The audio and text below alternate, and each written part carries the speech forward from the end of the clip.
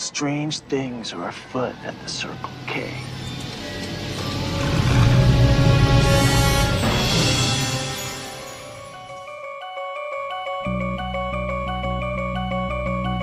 Are you a god?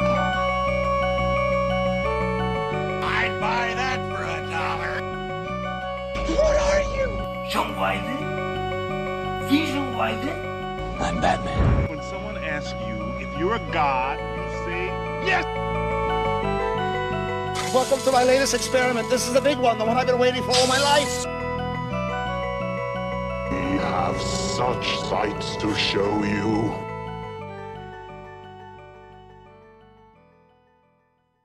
All right. So we are back in the Indie Dorks projection room. We still need a name for the podcast. I think we're thinking, what was the suggestion the last time, Claire? The Adventures of the Father-Daughter. The Adventures of the Father-Daughter. So we're headed in a direction. I feel pretty good about it. I said that backwards. The Father-Daughter Adventures. Father-Daughter Adventures? That's definitely better than the Adventures of Father-Daughter. Father-Daughter sounds like a first name and a last name. Yeah. How about that Father-Daughter? You mean Mr. Daughter? All right. So today I've picked out for us to watch what I think will be a first for Claire. She's a big fan of Arnold Schwarzenegger, but she's really only seen a lot of his more comedic roles, or even in the action movies she's seen, it's more good guy ones. He's good. In all the movies I've seen, he's either the good guy or he's like the lead character. Right.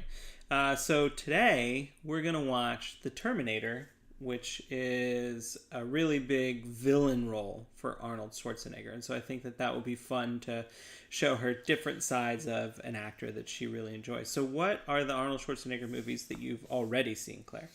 I've seen True Lies. I've seen Kindergarten Cop. I have seen Junior. I've seen Twins. And I think that's about it. Okay. What's your favorite of what you've seen? Kindergarten Cop. I'll watch if I had to pick between a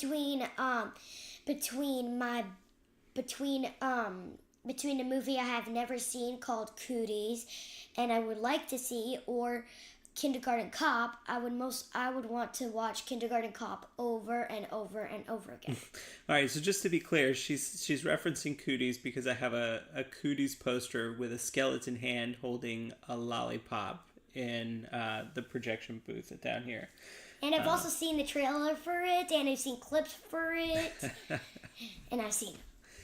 You're so funny, Claire. I'm surprised that you want to watch Cooties, but before we started recording, she said, the one movie I don't want to watch is Shaun of the Dead. And I said, why? And she said, well, because that just looks creepy. But she wants to watch the movie with the skeleton hand poster holding a lolly. So, you know. What? It's a skeleton kid holding a lollipop. What's wrong with that? Nothing's wrong with that. Everything's right with that. So what's your favorite thing about Kindergarten Cop? What makes that movie your favorite? My favorite is it's 'cause it's sort of like it's like a drama, and at the same time it's an action movie. Mm-hmm. So like the action is like Dominic and the bad father, and then the drama is sort of like him and Dominic's mom. Mm-hmm. So the basic premise for Kindergarten Cop is that Arnold Schwarzenegger plays like a street-hardened detective. Like he's really grisly at the beginning of the movie. And then he, for a case, has to go undercover. As a kindergarten cop. As a kindergarten teacher. I was about to say Kindergarten Cop because that's the name of the movie. Kindergarten Cop, the cop who can't be stopped. All right. Well, what about, I think my favorite Arnold Schwarzenegger movie, honestly, and this is serious, is Twins. I love his comedic roles. Like when he's being funny, I think Arnold Schwarzenegger is the best. What did you think about Last Action Hero? Wait, what? I said, what did you think about, not Last Action Hero. You haven't seen that one yet. We should watch Last Action Hero. What did you think about True Lies? It wasn't that good because it because a lot of the parts I sort of didn't understand, like the beginning of the movie where he's just walking around and it looks like a robot is watching him. I don't understand that. I don't really understand the end, and I don't really understand like one of the main, like a main part. I forgot like who he's with, but he's with someone. I just don't remember the name of it. Okay. That All right. person. So now you've seen the trailer for the Terminator. I guess for the second time. I guess I'd shown you that before. What do you think of the Terminator so far? What I don't like is how it's like is how in the thing it says this: a cyborg, part man, part machine, is sent from the 21st century to present-day Los Angeles to assassinate a seemingly innocent woman whose child will play an important part in the world from which the killer came. I don't like the beginning where it says a cyborg. A cyborg is a person turned into a robot because they were about to die and like the family member or something doesn't want them to. In the movies I've already seen with cyborg or TV shows. Mm-hmm. But anyways, so you don't feel like Arnold Schwarzenegger's a cyborg in this movie? What do you think he is? I think he's really just a robot with human cover. He's really just a robot who looks like a human, and that's definitely not a cyborg. So a cyborg is more like a human that's become part machine. Yeah, but what he is a machine. That sort of became like part human. Because the thing that I'm thinking of by watching the movie, he doesn't think for himself. Mm-hmm. I'm pretty sure someone gave him directions and he's made to follow directions. So that doesn't mean he has a mind or anything. Mm-hmm. And one of the things to be a cyborg is you have to have a mind but also look like a robot. He does not have a mind. Mm-hmm. The only type of mind he has is, I only follow directions from my owner. Okay. All right. Well, then there you go. So I think without any further ado, we're going to cut it off here and we're going to go jump out and watch The Terminator, and then we'll be back on the other side. Bye-bye. What you got in the trunk? Oh, you don't want to look in there.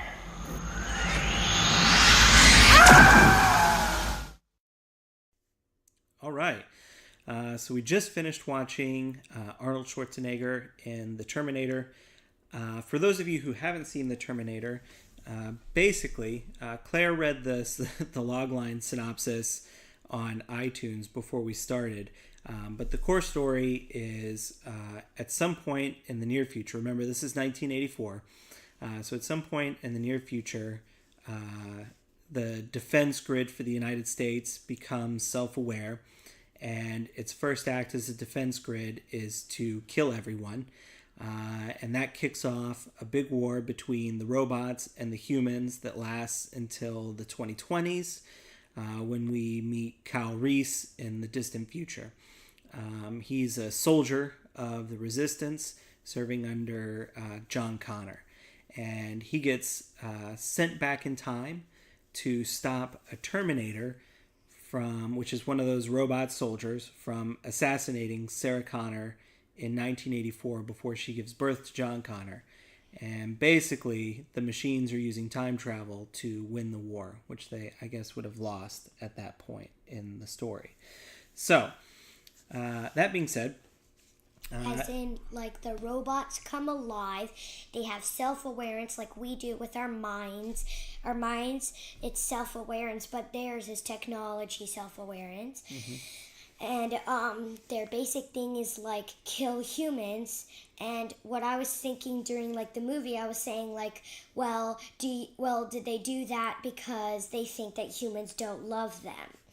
And because, like, in the movie, one of the phone dials for Ginger and Sarah, Ginger is the character in the movie, just to let you know, and Ginger and Sarah's thing is this is Ginger, and we both love robots. So what's the matter about loving machines? It's like what she said, sort of like it, but yeah, I did like how you posed that question though, because you were like, I mean, genuinely like, are the robots mad at the people for not loving them? Which I don't know if that's quite it. Having seen the movie, do you think that's why the robots killed everybody, is because the humans didn't love them enough? Why do you think that happened? I still think that. I honestly still think that because, like, these robots, he didn't care about anyone, and he did have sort of like an artificial intelligence, which means he could have feelings. So maybe he was hurt inside. His circuit board inside was hurt because the humans just didn't love them enough, or there wasn't a big amount of humans that loved the machines. Well, maybe there wasn't a big amount of humans to love the machines because the machines killed all the humans. No, I mean before that happened. There wasn't enough people. Now, after seeing that movie, and even before seeing that movie, I like machines because without them, a lot of people would be like, I need the time. I don't know how to read an analog clock because I never pay attention in math. And then a lot of people are just like, I can't survive without these phones or technology or anything. Well, that's actually a pretty good point, though. I mean, we talked about this a little bit during the movie, but, in 1984, none of these things were connected. Like right now, we're recording this. I have my iPad out. I've got a microphone hooked up to it. It's hooked up to the internet. We watched the movie streaming from the internet on the Apple TV. I have my iPhone in my hand for notes. I have my Fire charging upstairs.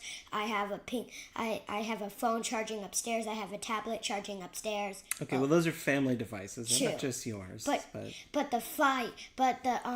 But the pink Fire. Well, the Fire is yours. The Fire is mine because you bought it. Because you bought it for my birthday. But I'm saying, like, we have a lot of devices in our family. So, but my point was, in 1984, none of those things existed. None of the thing was connected. Like, you saw, like, in order to find out where Sarah Connor lived, both Reese and the Terminator went to the phone book. Like, what's a phone book? A phone book, depending on how I saw it, and I have a teacher who grew up back then, not like... Well, a lot of people grew up back then like that, but one teacher in particular actually used those phones, because back then they had just the phones that you could, like, still, like, just pick up. Not like iPhones, but, like, the wire... Like a phone with a cord attached to it. Yeah, attached to it. But I had one teacher who didn't use those because their family couldn't afford one because they costed a lot of money back then, just like iPhones now. And so she just took 50 cents and just used a phone thing, and she used a phone book and all that. And she's the only one who has ever, like, actually seen and used one of those. Well, but I guess part of the thing that's interesting to me really is, part of science fiction stories in general is that they use fictional situations to explore new ideas and kind of what the possible consequences of them could be. So, like, in 1984, they were thinking a lot about, like, well, what will the machines bring to our world? Like, what will automation bring? Because that was a big thing. Like, you could even see in some of the shots, like at the factory at the end, all those machines that were like automated machines whose job it was to just build something. We don't know what it was, but something. That was a brand new thing then. I think it was called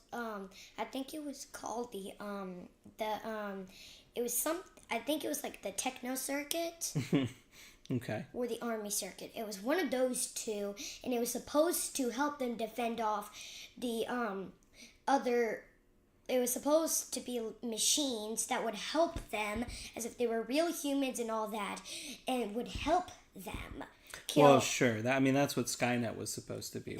Like all the defense stuff into one network. It was supposed to help the humans fight off wars against other people from other countries, like England or something. Yeah, like England. But then it backfired, and they got their own artificial intelligence and thought, and then started going against them, and that's probably how the war created.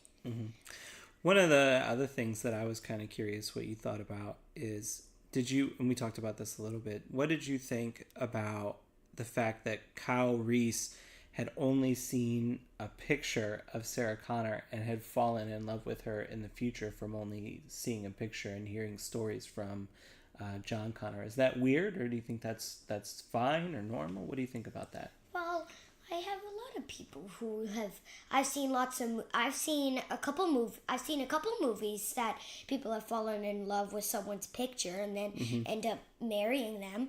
But then I've also had experiences like when I first saw the picture of George, I fell in love with him as in like family, like because I am his family, and like fell in love with him as in like he's so cute and adorable, and he's like 4 months, maybe 5 months old.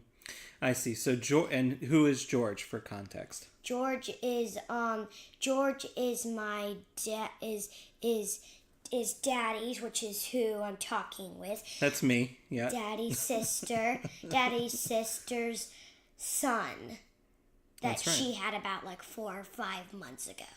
Or 6. But I don't know. All I know is that like as soon as I saw a picture of him when my dad first got the picture of him in like the hospital, and I'm not gonna say her name, but all I'm just gonna tell you is that her last name starts with a D and her name starts with a D, and George was born. And George was born, and as soon as I saw of that, like, I've seen this show called Bunked, and when I put on, like, the captions... Bunked is a Disney show about kids that go to Camp Kikiwaka. It's actually pretty good. Season 1 and 2 are on Netflix. Season 3 just came out on Netflix. We watched a little bit of that. It's a good show. And when I read the captions, it's spelled like George. And then as soon as I saw the picture of him, I fell in love, I fell in love with him as in like family, because he's like my family. I think that's a really good point. The first time that I saw George as a picture, I did. Yeah. And then Daddy, which is the person I'm talking with, again, is if you're just tuning in. To just like starting watching the video, and my dad said Jorge, and then when I first met him, I had said Jorge to him, and then his dad was like, don't say that. Well, because Jorge is George in Spanish, and George is not Spanish. George is I think he is he's his dad is from Portugal, so it's his name is in fact George. That's what she was correcting on. Anyways, let's go back to the movie. Okay. So let's see.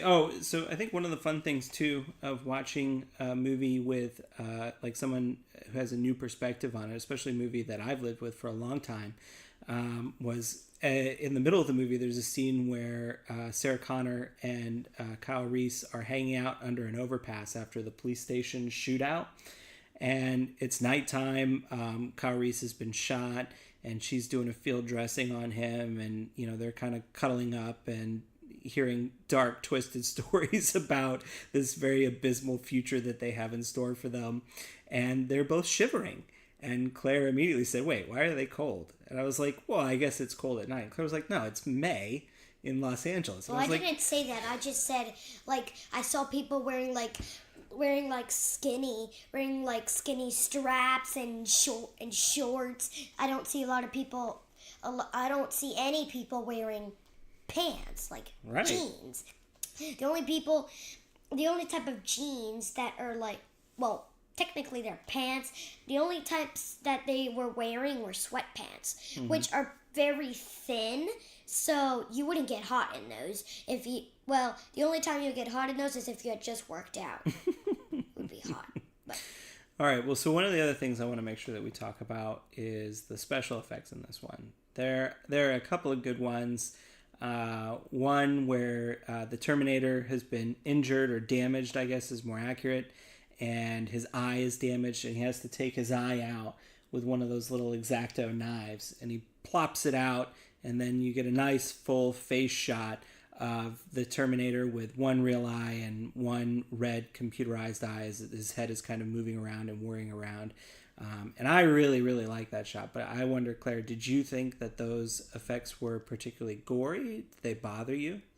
It was kind of creepy because I had never seen someone without an eye before. Because normally they would have an eye patch on it, or when someone in the movie would look at them without their eye, or a show and that person doesn't have a face or something like that.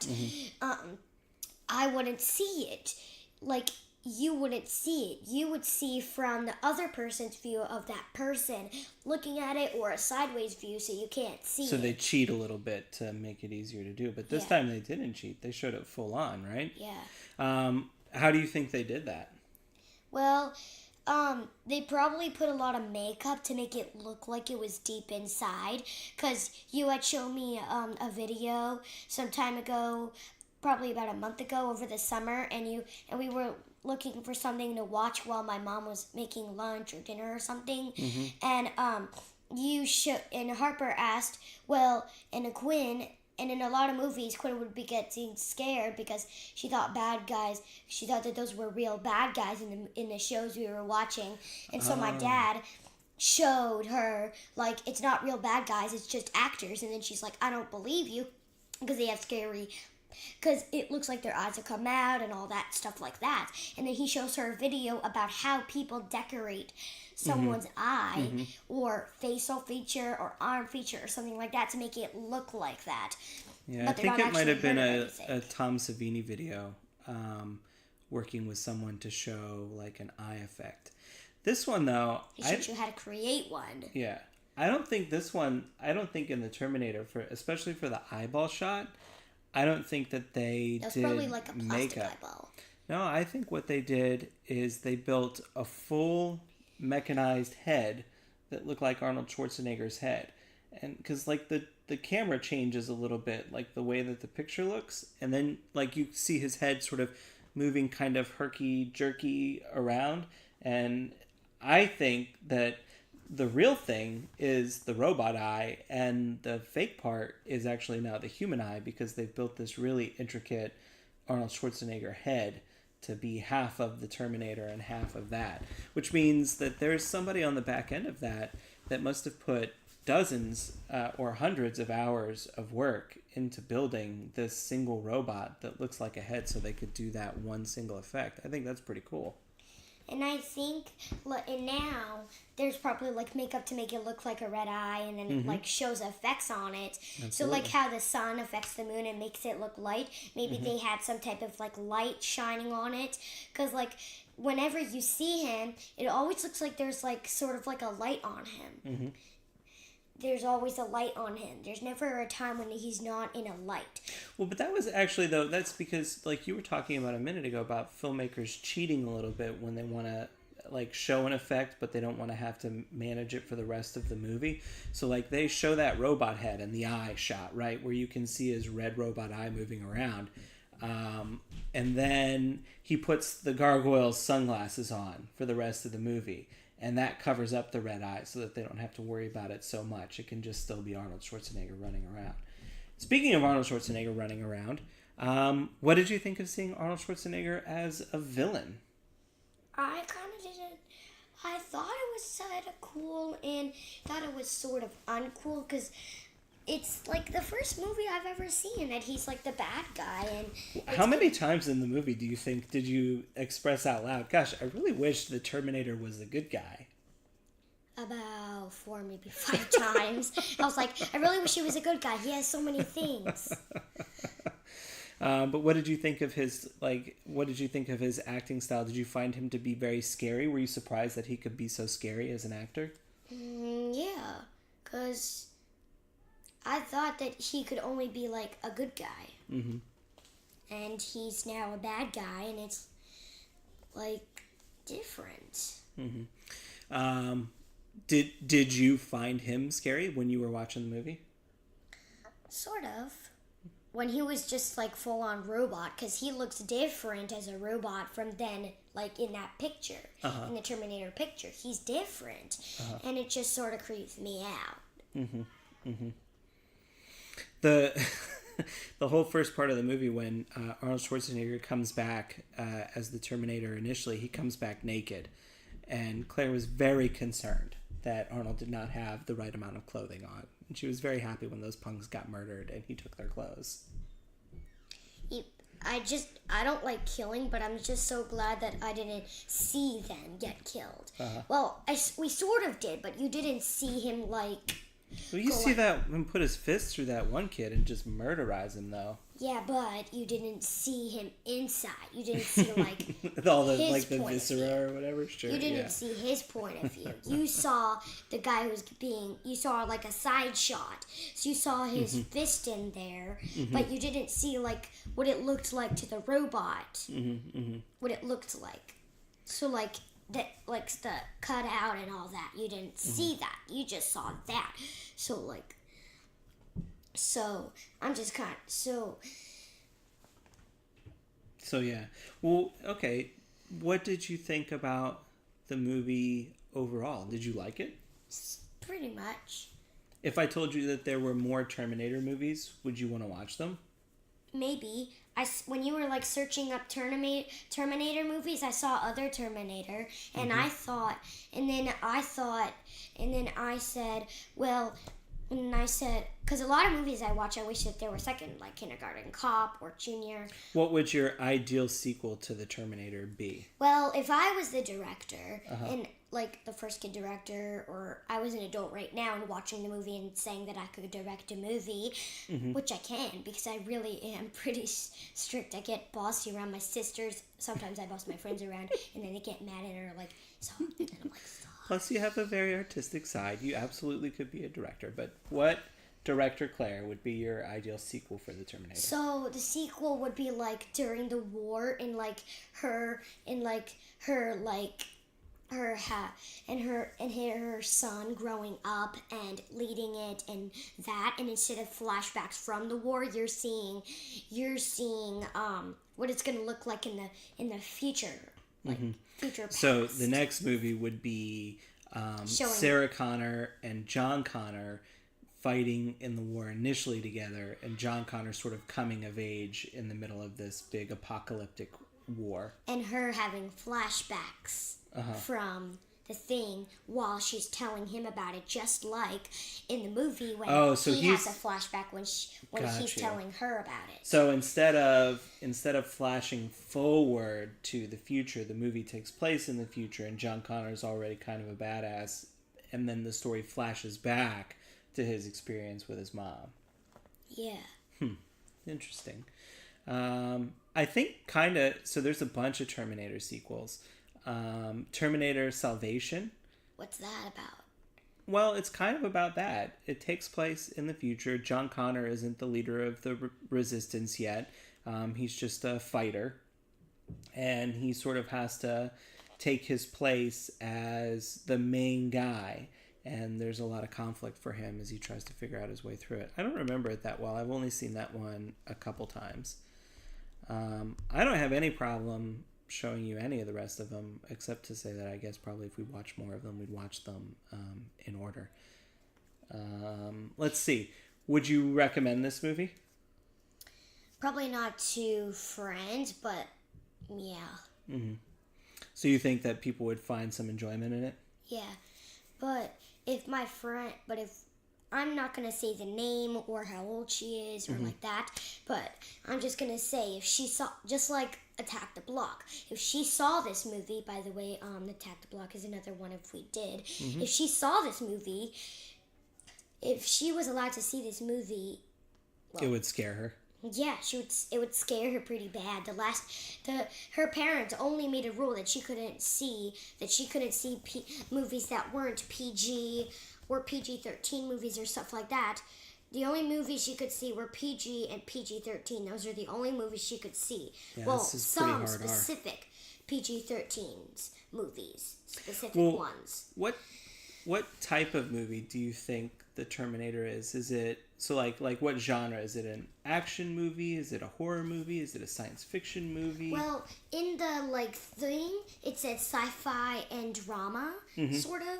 But I think it's more of like a drama and it's not a fantasy, but sort of like a fantasy. But fantasies are like fairy tales, but this is sort of about ones that a fairy tale, but this is sort of like a dark fairy tale, like where the dark starts instead of the good. Like in Cinderella, it starts out good, then it goes bad, then it goes good again. In this movie, it starts out good, it's pretty good, it goes to bad, and then it goes good again. Okay. All right.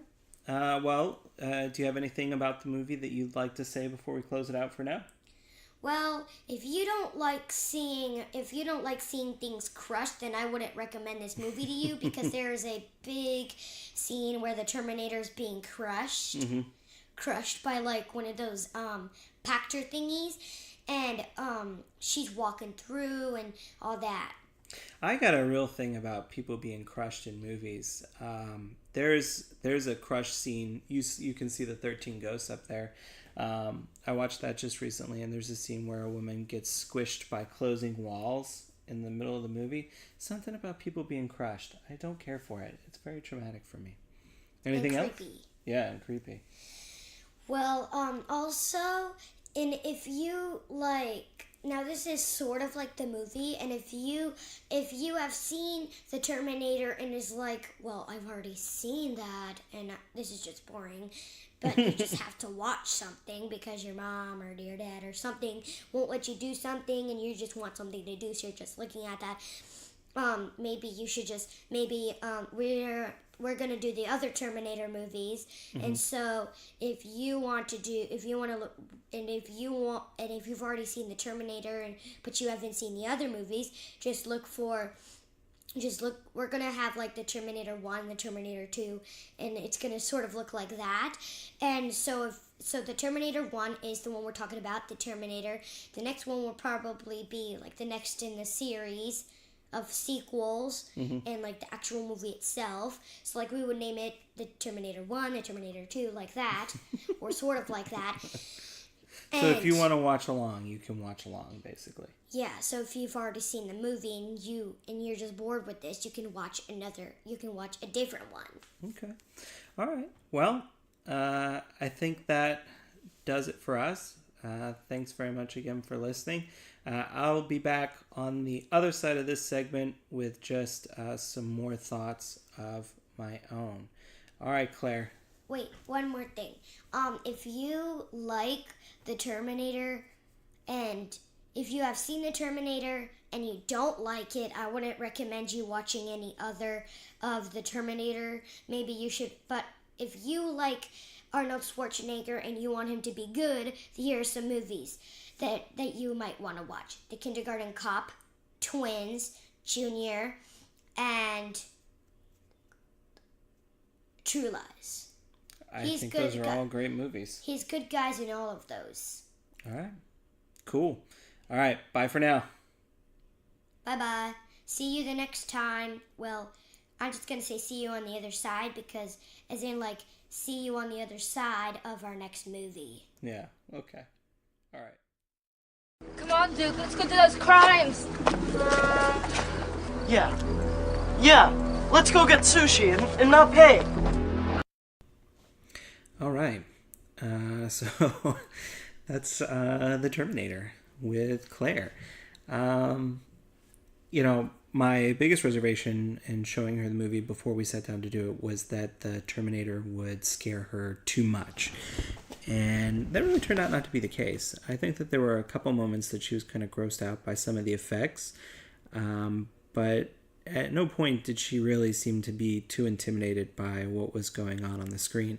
To be honest, I think that she was more traumatized by seeing Arnold Schwarzenegger as a villain instead of the hero. I'm not kidding. I think she said 5 or 6 times during the course of that movie, gosh, I really wish that he could be the good guy in this one. So I haven't told her yet that in Terminator 2 he comes back as the good guy, but I'm hopeful that when we do sit down to watch that, she'll enjoy that aspect of it. The funny thing about watching these movies with Claire, especially kind of doing it through this format, is that for the most part she knows where the video library is, and I have no problems with her going and perusing the video library and finding something that she would like to watch and putting on in her room. In fact, just the other night, she watched Sahara for the first time with Matthew McConaughey, where he's and Steve Zahn, where they're the ex-Navy SEALs, and they have transitioned out of the military and are now guys who recover things from the bottom of the ocean. And then somehow, as you do in these sorts of adventure movies, they get embroiled in a scheme where a foreign country is poisoning a water supply in the course of their attempts to make money, and they team up with a WHO doctor to get to the source of it. It's a really fun kind of action movie, and I enjoy it quite a bit. But that's one of the ones where Claire came to me and was like, "Hey, I want to watch Sahara," and I was like, "Yeah, go for it, do it." But sometimes with these movies, I am never sure how to kind of push the line with what I sort of bring to her. I want to be a curator for her experience and introduce her to new things, but I also don't want to force something on her that she's not keen on or that she's not ready for. I don't want to be the decider of what her tastes are and tell her what is cool or not cool. I just kind of want to be there to help contextualize the things that she's watching so that she can sort of suss out what's good for her, which I think is part of what makes this experience a little bit tricky. I guess I'm maybe trepidatious about pushing this on her. Like I think that the value of seeing Terminator for the first time, it's not just a gateway into kind of science fiction films, or an opportunity to see a favorite actor take a turn as a villain, which, I mean, historically I love. Like all of my favorite Patrick Stewart roles are where he's playing a villain. Like he is deliciously evil in Green Room, but I know him from my childhood as Captain Picard, Patrick Stewart, right? Like that's just who he was, like incorruptible good guy, an ethical man and full of reason and logic. And then to see that twisted into the villainy in the Green Room is just such a wonderful experience to really see somebody stretch their acting skills and entertain you in that way. And so that's part of what I want to do for her. But, the other part of it is it's also a gateway to more horror. I think of the Terminator very much as sort of a slasher film, especially the original Terminator. You have this single killer stalking the final girl almost through the entirety of this movie. And he's almost unstoppable, and it has a lot of the elements of a slasher movie. And so it's not like my idea is tomorrow I'll show her the Driller Killer or something like that. But it's more giving her frames of reference as she expands outward in what she's interested in, to find and build context for these things. And I think that that's something that's very important to do. So, if you've had a kid who's kind of going down the path, I would say that it's a good idea to give them a chance to see the things that they're interested in, but to be there and talk. And that's kind of what the experience with the Terminator was. 2 or 3 times in the course of the movie, we hit pause and we talked a little bit about some of the plot elements that were trickier, especially the stuff with time travel, which, to be honest, is always a bit nonsensical when they kind of come up with the rules and how they're going to implement it. So she had some questions about that. She had some very interesting questions about AI and what that meant, and talking about the future and what it was like for him in war, and that even put into conversations about PTSD and people being upset about stuff like that. And how that's a very normal human experience for people to be affected by emotionally. So there's a lot of conversation starter material in this if you're interested in watching that way, but it's also an entertaining movie. I don't think really at any point did we stop the film because she was bored or fidgety or anything like that. So it was a good one. It was a good experience. You can find me on the internets at WBDAS on Twitter and Instagram. And you can find the other dorks on Twitter, Mouth Dork at Mouth Dork. You can find Wife Dork at Sidewalk Siren. The Disco Dork at The Disco Dork on Twitter. And Brian Young at The Turtle Dork on Twitter. If you guys have any questions or are curious about sort of how we're doing this or what might be next, go ahead and feel free to hit us up on the Facebook page at facebook.com/itmodcast or find me on Twitter. All right. Thanks so much. Bye.